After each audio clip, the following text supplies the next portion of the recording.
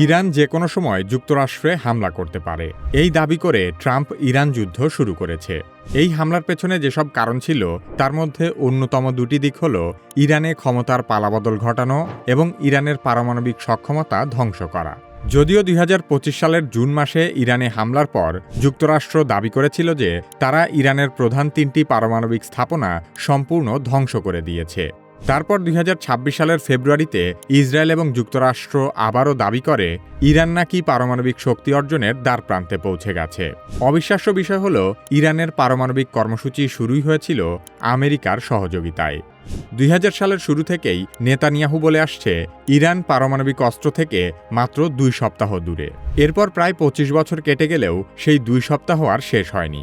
ইরানকে পারমাণবিকভাবে নিরস্ত্রীকরণ করার জন্য ২০১৫ সালে ইরান নিউক্লিয়ার ডিল চুক্তি সম্পন্ন হলেও যুক্তরাষ্ট্র নিজেই বারবার সেই চুক্তি ভঙ্গ করেছে।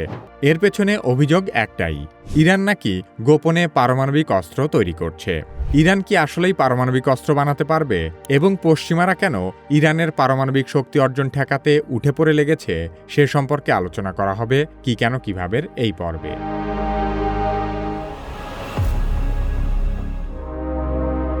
মধ্যপ্রাচ্যে ইসরায়েলের আগ্রাসন রুখে দেওয়ার জন্য সবচেয়ে শক্তিশালী প্রতিপক্ষ হল ইরান। সে কারণে ১৯৯০-এর দশক থেকেই ইসরায়েল ইরানের পারমাণবিক সক্ষমতা রোধ করার ব্যাপক চেষ্টা করে আসছে। ১৯৯২ সালে নেতানিয়াহু ইসরায়েলের পার্লামেন্টে বলে ইরান ৩ থেকে ৫ বছরের মধ্যে পারমাণবিক অস্ত্র তৈরি করতে সক্ষম হতে পারে। তারপর থেকে বিগত প্রায় ২৫ বছর ধরে নেতানিয়াহু দাবি করে আসছে যে ইরান আর মাত্র ২ সপ্তাহের মধ্যে পারমাণবিক বোমা তৈরি করে ফেলবে। অথচ ইরানের পারমাণবিক নীতি বিশ্বের অন্যান্য দেশের মতোই খুবই স্বচ্ছ এবং নিয়মতান্ত্রিক। তারা ইন্টারন্যাশনাল অ্যাটমিক এনার্জি এজেন্সি বা আইএইএ-কে নিয়মিত তাদের পারমাণবিক স্থাপনা পরিদর্শন করতে দিত।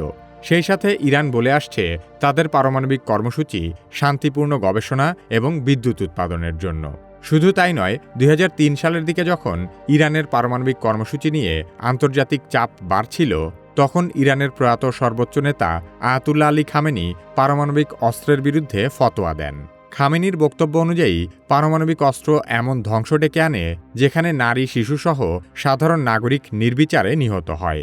ইসলামে যেহেতু অযথা গণহত্যা বা নির্বিচারে ধ্বংস নিষিদ্ধ, তাই তিনি পারমাণবিক অস্ত্রের ব্যবহারকে হারাম বলেছিলেন। পরবর্তীতে তিনি ২০০৫ সালের দিকে প্রকাশ্যেই ঘোষণা করেন ইরান কখনো পারমাণবিক অস্ত্র তৈরি বা ব্যবহার করবে না। তবে বিশ্লেষকদের ধারণা ইরান সরাসরি অস্ত্র তৈরি না করলেও প্রযুক্তিগত সক্ষমতা অর্জনের চেষ্টা করছে। তাই ইরান উচ্চমাত্রায় ইউরেনিয়াম সমৃদ্ধকরণে সফল হওয়ার পর থেকে আন্তর্জাতিক অঙ্গনে ব্যাপক আলোচনা শুরু হয়। কোনো গোপন সামরিক পরিকল্পনা দিয়ে ইরানের পারমাণবিক কর্মসূচি শুরু হয়নি, বরং ১৯৫০-এর দশকে যুক্তরাষ্ট্রের অ্যাটমস ফর পিস কর্মসূচির অংশ হিসেবে ইরান প্রথমবার পারমাণবিক প্রযুক্তির সঙ্গে পরিচিত হয়। তখন ইরানের শাসক ছিল আমেরিকার মিত্র মোহাম্মদ রেজা শাহ পাহলভি। ১৯৬৭ সালে তেহরানে প্রথমবারের মতো একটি গবেষণা রিঅ্যাক্টর স্থাপন করা হয়। তখন যুক্তরাষ্ট্রই ইরানকে সমৃদ্ধ ইউরেনিয়াম সরবরাহ করেছিল। ১৯৭০-এর দশকে রেজা শাহ বড় আকারের পারমাণবিক বিদ্যুৎ কর্মসূচি গড়ে তোলার পরিকল্পনা নেয়। তার লক্ষ্য ছিল ২০টিরও বেশি পারমাণবিক বিদ্যুৎ কেন্দ্র তৈরি করা। তখন যুক্তরাষ্ট্রসহ পশ্চিমা দেশগুলোই ইরানকে ক্রমাগত সহায়তা করছিল। কিন্তু ১৯৭৯ সালে ইরানের ইসলামী বিপ্লবের পর সবকিছু বদলে যায়। বিপ্লবের মাধ্যমে শাহ ক্ষমতা হারায় এবং ইরানের নতুন নেতৃত্বে আসেন আয়াতুল্লাহ রুহুল্লাহ খোমেনি। তখন থেকেই পশ্চিমা দেশগুলো সহযোগিতা বন্ধ করে দেয়, যার ফলে একের পর এক পারমাণবিক প্রকল্পগুলো স্থগিত হয়ে পড়ে। তখন বেশ কয়েকটি স্থাপনা পরিত্যক্তও হয়ে যায়। প্রথম দিকে ইরানের বিপ্লবী সরকার পারমাণবিক কর্মসূচিকে খুব একটা গুরুত্ব দেয়নি, কারণ তারা একে পশ্চিমা প্রভাব হিসেবে বিবেচনা করত। কিন্তু ১৯৮০-র দশকে ইরান ইরাক যুদ্ধে ইরানের চিন্তাভাবনা আমূল বদলে যায়। বিশেষ করে সাদ্দাম হোসেন যখন ইরানিদের বিরুদ্ধে রাসায়নিক অস্ত্র ব্যবহার করতে শুরু করে, তখন ইরান বুঝতে পারে নিজেকে রক্ষা করতে হলে ব্যাপক সামরিক শক্তি অর্জন করা দরকার। এরপর ধীরে ধীরে ইরান আবার তাদের পারমাণবিক কর্মসূচি চালু করে। তখন তারা গোপনে গবেষণা এবং নতুন প্রযুক্তি সংগ্রহ করে নিজস্ব সক্ষমতা গড়ে তোলে। তখন থেকেই ইরান বারবার বলেছে তারা পারমাণবিক অস্ত্র বানাতে চায় না। কিন্তু বিশ্লেষকেরা মনে করেন ইরান অন্তত অস্ত্র বানানোর সক্ষমতা অর্জন করতে চেয়েছে। ইরানের পারমাণবিক প্রযুক্তি তাদের জন্য একটি গর্বের বিষয়, কারণ তারা বিশ্বের অন্যান্য দেশের সহায়তা নিলেও মাল্টিসোর্স ডেভেলপমেন্ট প্রকল্পের মাধ্যমে বিশেষ সক্রিয়তা অর্জন করেছে। রাশিয়া ইরানের পারমাণবিক কর্মসূচিতে সবচেয়ে গুরুত্বপূর্ণ অংশীদারদের একটি। রাশিয়ার রাষ্ট্রীয় সংস্থা রোসাটম ইরানের বুশেহের নিউক্লিয়ার পাওয়ার প্ল্যান্ট নির্মাণ সম্পন্ন করেছে। তখন থেকে রাশিয়াই ইরানকে পারমাণবিক নিরাপত্তা, রিয়েক্টর পরিচালনা ও প্রশিক্ষণে সহায়তা দিয়েছে। সেই সাথে রাশিয়া পারমাণবিক বিদ্যুৎ কেন্দ্রে ব্যবহারের জন্য নিউক্লিয়ার ফুয়েলও সরবরাহ করেছে। প্রাথমিক পর্যায়ে চীনও সীমিত কিছু গবেষণা ও প্রযুক্তিগত সহায়তা দিয়েছে। তবে বিদ্যুৎ কেন্দ্রের বাইরে আরও উচ্চমাত্রায় ইউরেনিয়াম সমৃদ্ধকরণের জন্য যেসব সেন্ট্রিফিউজ ব্যবহার করা হয়, অনেকেই ধারণা করেন ইরান সেগুলো আব্দুল কাদের খানের কাছ থেকে পেয়েছে। এই আব্দুল কাদের খানই পাকিস্তানের পারমাণবিক অস্ত্রের জনক। তবে বর্তমানে ইরান যে পদ্ধতিতে পারমাণবিক জ্বালানি সমৃদ্ধ করে তা অনেকটাই তাদের নিজস্ব উন্নয়ন। পারমাণবিক অস্ত্রের জন্য মূলত দুই ধরনের উপাদান ব্যবহার করা হয়: উচ্চমাত্রায় সমৃদ্ধ ইউরেনিয়াম এবং প্লুটোনিয়াম। এই দুটি এমন পদার্থ যেগুলোতে নিউক্লিয়ার ফিশন সহজে ঘটে, অর্থাৎ পরমাণু ভেঙে বিপুল শক্তি উৎপন্ন করা যায়। প্রাকৃতিক ইউরেনিয়ামে মূলত দুই ধরনের আইসোটোপ থাকে। সবচেয়ে বেশি থাকে U-238 এবং অতি নগণ্য মাত্রায় থাকে U-235। অস্ত্রের জন্য এই U-235 বেশি পরিমাণে দরকার হয়। সে কারণেই পারমাণবিক অস্ত্রের উৎপাদন প্রক্রিয়াকে এনরিচমেন্ট বা সমৃদ্ধকরণ বলা হয়। যে বিশেষ যন্ত্রের মাধ্যমে এই কাজটি করা হয় তাকে বলে সেন্ট্রিফিউজ।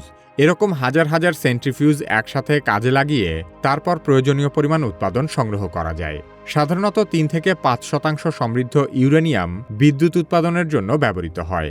20% পর্যন্ত সমৃদ্ধ ইউরেনিয়াম গবেষণা বা বিশেষ কাজে লাগে এবং ওয়েপন গ্রেড বা পারমাণবিক অস্ত্রের জন্য প্রয়োজন হয় 90% সমৃদ্ধ ইউরেনিয়াম।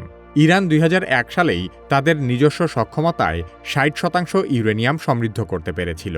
60% মানে হলো ইরান অস্ত্রের কাছাকাছি স্তরে পৌঁছে গেছে, কিন্তু এখনও পুরো ওয়েপন গ্রেড নয়। এখানে একটি গুরুত্বপূর্ণ বিষয় হলো 0 থেকে 60% পর্যন্ত যেতে যত পরিমাণ সময় লাগে, 60% থেকে 90% যেতে তার চেয়ে অনেক কম সময় লাগে। তার মানে একবার 60% পৌঁছে গেলে পারমাণবিক অস্ত্র তৈরি করাটা আর খুব বেশি দূরে নয়। সে কারণেই আন্তর্জাতিক মহল ইরানকে নিয়ে এতটা উদ্বেগে থাকে। তবে পারমাণবিক অস্ত্রের উপাদান তৈরি করলেই কাজ শেষ হয়ে যায় না। সেই উপাদান দিয়ে কোন ধরনের বোমা বানানো হবে, সেই বোমা আবার ক্ষেপণাস্ত্র, বিমান নাকি সাবমেরিন কোন মাধ্যমে ডেলিভার করা হবে, সেই অনুযায়ী পূর্ণাঙ্গ প্রযুক্তি তৈরি করতে আরও বেশ কয়েকটি ধাপ অতিক্রম করতে হয়। ধারণা করা হয় ইরান পারমাণবিক অস্ত্রের উপাদান তৈরির কাছাকাছি থাকলেও তাদের পূর্ণাঙ্গ নিউক্লিয়ার ওয়েপন সিস্টেম এখনও প্রস্তুত হয়নি। ইসরায়েলের পশ্চিমা মিত্ররা ইরানের পারমাণবিক সক্ষমতা অর্জন ঠেকানোর জন্য বহু ধাপে ইরানের উপর নিষেধাজ্ঞা আরোপ করেছে, যার ফলে ইরান কার্যত বিশ্ব বাণিজ্য থেকে একঘরে হয়ে পড়ে।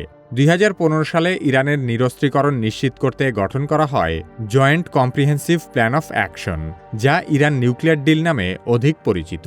এই চুক্তির মূল লক্ষ্য ছিল ইরান যেন পারমাণবিক অস্ত্র তৈরি করতে না পারে। বিনিময়ে ইরানের উপর আরোপিত কঠোর অর্থনৈতিক নিষেধাজ্ঞা তুলে নেওয়া হবে।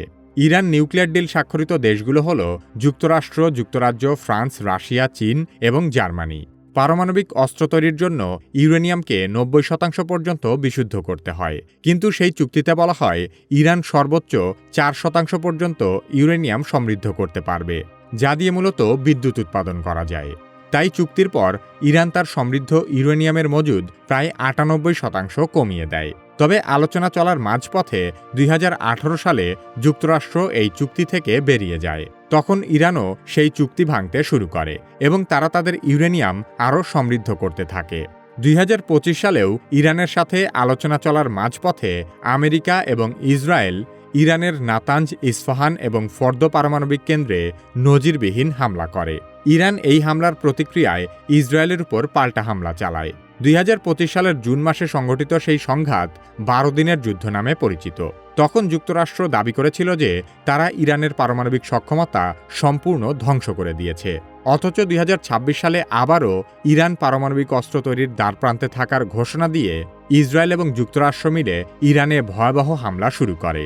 এই হামলায় ইরানে প্রায় 4 দশক ধরে ক্ষমতায় থাকা সর্বোচ্চ নেতা আয়াতুল্লাহ আলী খামেনি মারা যান। যে ইসরায়েল ইরানের পারমাণবিক কর্মসূচি ধ্বংস করার জন্য এতটা মরিয়া, সেই ইসরায়েলের কাছেই প্রায় 200টি পারমাণবিক অস্ত্র আছে। অথচ ইসরায়েল তাদের পারমাণবিক অস্ত্র থাকার বিষয়টি মোটেও স্বীকার করে না। ইসরায়েল কিভাবে গোপনে পারমাণবিক বোমা তৈরি করেছিল এবং ইসরায়েল কেন তাদের পারমাণবিক অস্ত্র থাকার বিষয়টি স্বীকার করে না সে সম্পর্কে জানতে চাইলে কিভাবে এই ভিডিওটি দেখতে পারেন। বর্তমান সময়ে এআই না শিখলে আপনি নিশ্চিতভাবেই পিছিয়ে পড়বেন। যারা নিজে নিজে এআই এর ব্যবহার শুরু করতে ভয় পাচ্ছেন তারা কিভাবে একাডেমির এআই দক্ষতা কোর্সে ভর্তি হতে পারেন। ভিডিও ডেসক্রিপশন ও পিন কমেন্টে কোর্সের লিংক দেওয়া আছে।